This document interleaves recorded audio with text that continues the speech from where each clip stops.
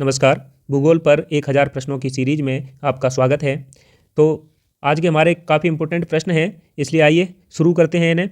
आज का पहला प्रश्न है, पश्चिम बंगाल की सीमा कितने देशों से स्पर्श करती है? तो हम जानते हैं कि पश्चिम बंगाल एक तरफ से बांग्लादेश, दूसरी तरफ से भूटान और नेपाल से घिरा हुआ है। तो ये जो है 3 देशों से इसकी सीमा स्पर्श करती है। साथ में आप ये भी याद रखेंगे कि जो पूर्वोत्तर राज्य हैं उनमें सिक्किम और असम, ठीक है, सिक्किम और असम ये भी स्पर्श करते हैं। इधर के उड़ीसा, झारखंड और बिहार तो करते ही हैं, लेकिन इधर के नहीं पूछे जाते। पूछे कौन से जाते हैं? सिक्किम और असम।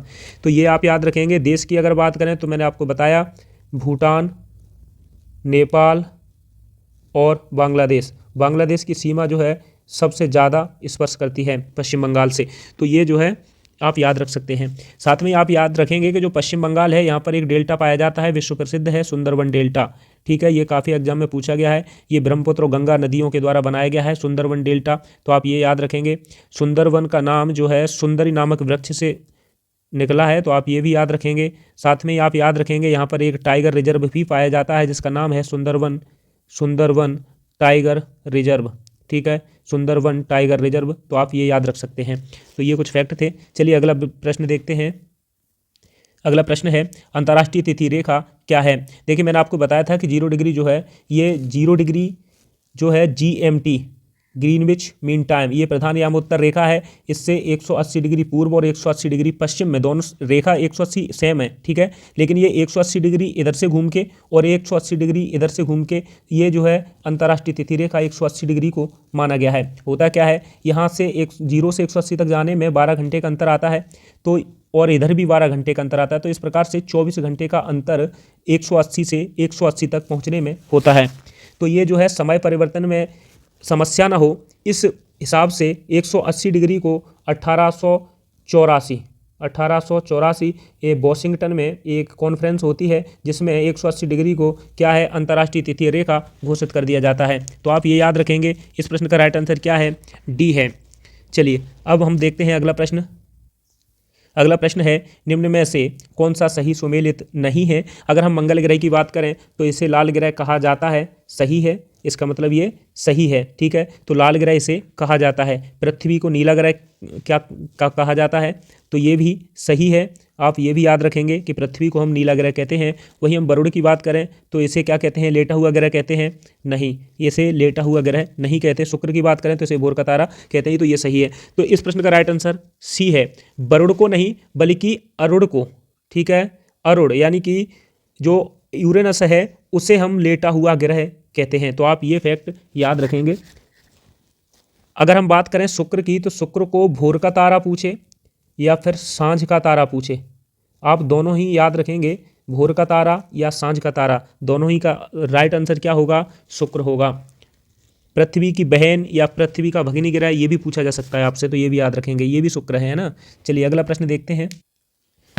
अगला प्रश्न है, जब चंद्रमा पृथ्वी के सबसे नज़दीक होता है उस स्थिति को क्या कहते हैं? देखिए जब मैंने आपको पिछली बार बताया था कि पृथ्वी और सूर्य जब बिल्कुल नज़दीक होता है तो उस स्थिति को क्या कहते हैं? उस स्थिति को उपसौर कहते हैं। लेकिन अगर पृथ्वी और सूर्य की दूरी सबसे अधिक हो तो उस स्थिति को हम क्या कहते हैं? उस स्थिति को जो है अपसौर कहते हैं। लेकिन यहाँ बात कर रहे हैं कि चंद्रमा पृथ्वी के सबसे नज़दीक हो तो उस स्थिति को क्या कहते हैं? तो उस स्थिति को कहते हैं सुपर मून। क्या कहते हैं? Super moon. सुपर मून को पेरजी फुल मून, ठीक है, पेरजी फुल मून ये भी कहते हैं। तो आप ये भी याद रखेंगे, ठीक है। पेरजी फुल मून भी सुपर, इसको क्या कहें, इस स्थिति को कहते हैं।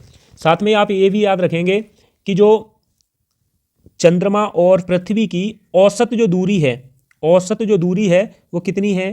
3,84,365 किलोमीटर। आप ये याद रख सकते हैं क्योंकि ये आपसे पूछा जा सकता है। साथ में ही आप ये याद रखेंगे जो ब्लू मून होता है वो क्या है? ब्लू मून उस स्थिति को कहते हैं। देखिए ब्लू मून जो है ये ऐसी स्थिति होती है जब एक कैलेंडर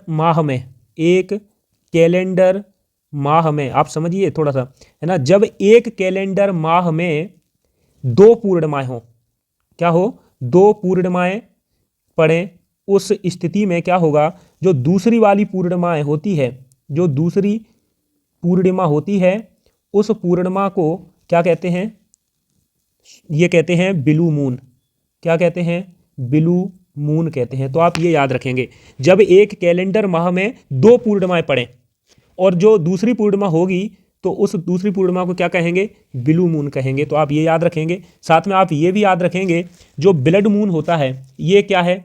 तो देखिए ब्लड मून, तो देखिए जो क्या है, जो ब्लड मून है, ब्लड मून का सिस्टम ये रहता है कि जैसे लगातार 4 पूर्ण चंद्र ग्रहण पड़ रहे हों, ठीक है, लगातार 4 पूर्ण चंद्र ग्रहण पड़े हों तो उस स्थिति को हम क्या कहते हैं? ब्लड मून कहते हैं। आप याद रखेंगे, लगातार 4 पूर्ण चंद्र ग्रहण, ठीक है, चंद्र ग्रहण पड़ते हों तो उसे हम क्या कहेंगे? ब्लड मून कहेंगे। क्योंकि चंद्र ग्रहण, जब पूर्ण चंद्र ग्रहण होता है तो उस समय होता क्या है कि पूर्ण चंद्र ग्रहण के समय पृथ्वी जो है चंद्रमा पर पूरी छाया डाल देती है। तो उस स्थिति में जो चंद्रमा होता है इसका रंग लाल हो जाता है। इसे वास्तव में ही क्या कहते हैं? ब्लड मून या रक्त चंद्र कहते हैं। इस स्थिति को टेट्रॉड, अंग्रेजी में अगर पूछ दे तो क्या कहते हैं? टेट्रॉड। तो ये आप याद रख सकते हैं, ये काफ़ी एग्जाम में, अच्छे एग्जामों में भी पूछे गए हैं। तो इस प्रश्न का राइट आंसर आप समझ गए होंगे, ये है। चलिए अगला प्रश्न देखते हैं। अगला प्रश्न है भूपृष्ठ पर, ठीक है, यानी कि जो हम जहाँ रह रहे हैं उस भूपृष्ठ पर जल वायु मृदा, जल वायु मृदा के साथ जैव द्रव्य के मंडल को क्या कहते हैं? मान लीजिए ये आपका जल मंडल है, ठीक है, क्या है?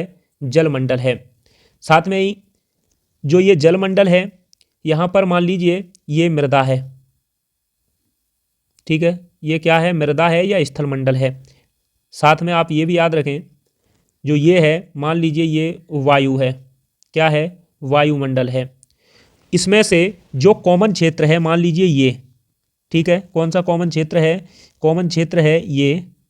तो इस क्षेत्र को, जो कॉमन क्षेत्र है, इसको हम क्या कहेंगे? इस क्षेत्र को नाम देते हैं जैव मंडल, ठीक है, क्या नाम देते हैं? जैव मंडल। तो इस प्रश्न का राइट आंसर क्या है? डी है। चलिए अगला प्रश्न देखते हैं।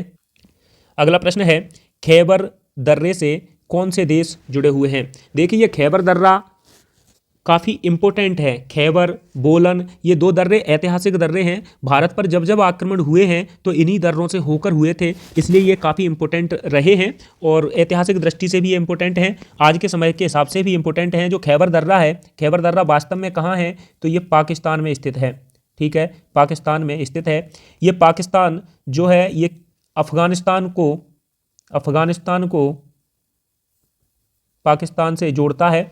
तो ये जो खैबर दर्रा है इसका राइट आंसर क्या है? सी है। ये जो खैबर दर्रा है ये अफगानिस्तान को पाकिस्तान से जोड़ता है।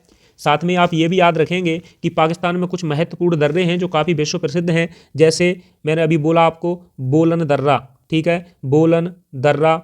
एक और है गोमल दर्रा, ठीक है, गोमल दर्रा। और एक है सीलन दर्रा। तो ये जो है सीलन दर्रा, ये जो है पूछे जाते हैं तो आप ये याद रखेंगे, खैबर दर्रा, बोलन दर्रा, गोमल दर्रा और सीलन दर्रा, ये जो है पाकिस्तान में स्थित है। खैबर दर्रा हमारा पाकिस्तान को अफगानिस्तान से जोड़ता है या अफगानिस्तान को पाकिस्तान से जोड़ता है। अब तो एक इस पर रोड भी बन गई है जोड़ने के लिए, ठीक है। चलिए अगला प्रश्न देखते हैं। चलिए अगला प्रश्न है अंकलेश्वर और कलोल तेल क्षेत्र ये किस राज्य में स्थित हैं? तो देखिए जो महाराष्ट्र है, महाराष्ट्र में आप सभी जानते होंगे बॉम्बे हाई जो है ये कहाँ है? महाराष्ट्र में है। ये भी पेट्रोलियम के लिए प्रसिद्ध है। अंकलेश्वर और कलोल तेल क्षेत्र ये दोनों ही कहाँ पर हैं? ये गुजरात में हैं, ठीक है, कहाँ पर हैं? गुजरात में हैं। असम की बात करें तो आप सभी जानते हैं असम में डिगबोई, कौन सा? डिगबोई जो तेल क्षेत्र है ये कहाँ पर है? असम में है। राजस्थान में आप कमेंट करके बताएंगे कि ये जो है यहाँ पर कौन सा प्रसिद्ध तेल क्षेत्र है, ठीक है। कुछ ही समय पहले, मतलब 10-5 साल पहले ही खोजा गया है, तो आप ये याद रखेंगे। चलिए ये कमेंट में बताएंगे आप, ये आपके ऊपर है। अगला प्रश्न देखते हैं। अगला प्रश्न है साल्टोरा पर्वतमाला कहाँ स्थित है? साल्टोरा पर्वतमाला ये कहाँ स्थित है? तो देखिए जो साल्टोरा पर्वतमाला है, पहले तो आप ये समझिए जो हिमालय है, हिमालय का सबसे प्राचीन भाग है ट्रांस हिमालय। कौन सा? ट्रांस हिमालय। मैंने आपको बताया भी था कुछ पिछले वीडियो में, तो आप याद रखेंगे कि सबसे जो पुराना भाग है ये ट्रांस हिमालय है। फिर उसके बाद में ये मतलब बृहद हिमालय, बृहद या महान हिमालय, फिर मध्य हिमालय, फिर निम्न हिमालय, ये ऐसे करके डिवाइड है। तो ये जो ट्रांस हिमालय ये सबसे पुराना है। ठीक है। इसी ट्रांस हिमालय में 3 श्रेणियां पाई जाती हैं। कौन कौन सी? एक है जास्कर, दूसरी है काराकोरम, तीसरी है पंजाल। तो ये इसमें जो काराकोरम है, ठीक है, कौन सी? काराकोरम श्रेणी, काराकोरम पर्वत श्रेणी। तो इस पर्वत श्रेणी में ये साल्टोरा पर्वतमाला रेंज पाई जाती है। तो इस प्रश्न का राइट आंसर क्या है? सी है। साथ में आप ये याद रखेंगे, ये साल्टोरा पर्वतमाला जो श्रेणी है, इसे काराकोरम श्रेणी का हृदय स्थल क्या कहते हैं? हृदय स्थल कहा जाता है। किसको? साल्टोरा पर्वतमाला को। अब साल्टोरा जो पर्वतमाला है, इसके बारे में देखिए क्या होता है कि जो भारत है इसे जम्मू कश्मीर का हिस्सा मानता है, और जो पाकिस्तान है इसे गिलगित बाल्टिस्तान, जो उसका पीओके वाला कब्जा है, उसका हिस्सा मानता है। तो आप इतना भी याद रखेंगे। चलिए अब देखते हैं अगला प्रश्न। अगला प्रश्न है कि निम्न में से कौन सी श्रेणी भारत में स्थित है? तो देखिए, जो अराकान योमा है, आप सभी जानते हैं अराकान योमा, ये म्यांमार में, कहाँ पर है? म्यांमार में, और ये हिमालय का ही विस्तार है। आप ये भी याद रखेंगे, कई बार क्या है कन्फ्यूज हो जाते हैं। तो ये हिमालय का विस्तार माना जाता है। जो हिमालय का दक्षिणी विस्तार है, पूरब से होकर जो दक्षिणी विस्तार है, ये वो अराकान योमा के रूप में है, म्यांमार में है। वहीं हम बात करें सुलेमान की, तो जो सुलेमान पर्वत श्रेणी है, तो ये कहाँ पर स्थित है? पाकिस्तान। कहाँ पर स्थित है? पाकिस्तान और अफ़गानिस्तान, ठीक है, पाकिस्तान और अफ़गानिस्तान में, ये इन दोनों देशों में ही इसका हिस्सा पड़ता है। तो जो पाकिस्तान और अफ़गानिस्तान में सुलेमान पर्वत आपको दिखेंगे। साल्ट रेंज की बात करें तो आप सभी जानते हैं साल्ट रेंज पाकिस्तान का पर्वत है। तो साल्ट रेंज श्रेणी या साल्ट पर्वत श्रेणी ये कहाँ है? ये पाकिस्तान में है, ठीक है, पाकिस्तान में है। पीर पंजाल की बात करें तो देखिए, आप सभी को मैंने अभी थोड़ी देर पहले बताया था, क्या बताया था कि ट्रांस हिमालय की 3 श्रेणियाँ, पीर पंजाल, जास्कर और काराकोरम, तो ये जो है हिमालय का ही भाग है, ठीक है, हिमालय का ही भाग है। तो ये जो है भारत में स्थित है। चलिए अगला प्रश्न देखते हैं।